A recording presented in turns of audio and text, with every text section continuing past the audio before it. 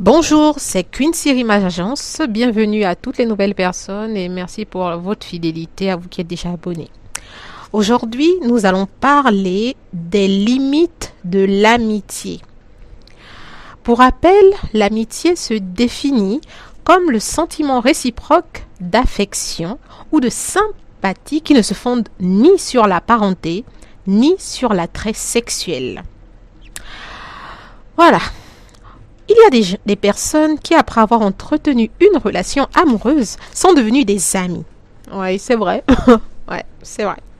On peut aussi se faire des amis sur notre lieu de travail, ce qui a de nombreux avantages, hein, on va pas le mentir. On va pas se mentir. Comme être couvert lorsque on s'apprête à s'absenter ou on prévoit de s'absenter ou qu'on rencontre une situation compliquée que l'on ne peut pas se rendre au travail, vu que notre ami est notre collègue, il va nous couvrir. C'est ça un des avantages aussi d'avoir un ami sur son lieu de travail. Notre ami aussi peut être notre voisin, ça peut être qui vous voulez que ça soit en fait, ça dépend. Voilà. Et il y a des amis qui au final dépasse le stade d'amitié à celui et devient notre frère, notre sœur, un membre de notre famille, comprend comme un membre de notre famille. Cependant, l'amitié a aussi ses limites. Bien qu'au premier abord, tout paraît beau, tout semble beau. Ah, c'est mon ami, on se partage tout, on se dit tout. Ah, c'est trop cool. Il y a des amitiés qui conduisent à la mort. L'amitié a pour base principale la communication, la confiance et la loyauté. Communication, confiance et loyauté sont les principaux ingrédients d'une relation amicale, fructueuse, puissante, durable. Lorsqu'on est ami avec une personne, celle-ci s'engage à ne pas nous trahir. Elle s'engage à nous soutenir, quoi qu'il arrive, et à ne pas nous planter un couteau dans le dos, comme on remarque en ce moment dans nos vies.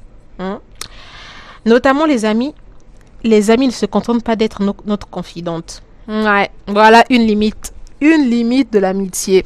Ouais, quand on est ami avec une fille ou un gars, normalement on se dit tout, on se partage tout, la personne c'est notre confidente.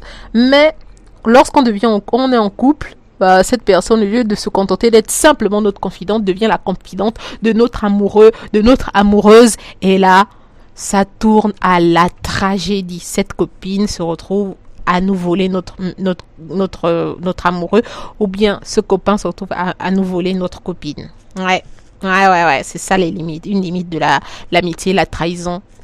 La trahison. Ah, c'est difficile, vraiment. Ouais, et au final, cette personne devient l'ami de notre amoureux, puis devient l'amoureux de notre amoureux, donc notre ex. Ouais, ça c'est une des... Ouais, c'est vraiment quelque chose de terrible, hein, de terrifiant. Il y a aussi des amis. Une autre limite de l'amitié, c'est le manque de discrétion, l'absence de confiance. L'absence de confiance. Oui, par exemple, s'il y a des amis qui omettent de nous dire certains détails de leur vie. Par exemple, s'ils doivent voyager, si un jour ils reçoivent un nouvel emploi, si ils ont l'intention d'acheter une nouvelle maison, il y a des amis. Et pourtant, ça fait 50 ans que nous sommes amis. Hein.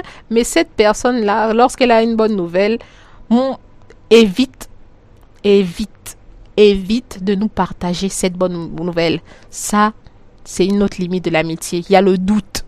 Ouais, le doute dans l'amitié, ce n'est plus de l'amitié. Parce qu'une amitié, comme j'ai dit tout à l'heure, la base de l'amitié, c'est la confiance, la loyauté.